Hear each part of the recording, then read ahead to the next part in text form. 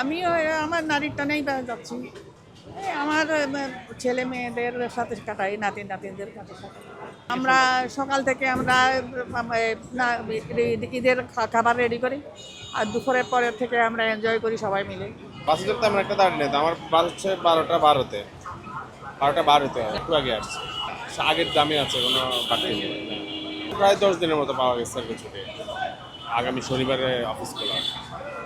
এই আজিজুর মানুষ যেটা করে আর কি, এদের সকালবেলা উঠে ফজর নামাজ পড়া, তারপর হচ্ছে গোসল করে একটু মিষ্টি খেয়ে মসজিদে যাওয়া, মুরব্বী যারা আছে বাবা মা দাদি তাদেরকে সালাম করে মসজিদে যাওয়া। এই আর একজন সবাই সবার বাড়িতে যাওয়া, এই ঘরে যাওয়া ওই ঘরে যাওয়া, এগুলো আর কি। অবশ্যই বাবা মা কিন্তু কতটুকু আসছে, কখন আসবে আর কতক্ষণ লাগবে।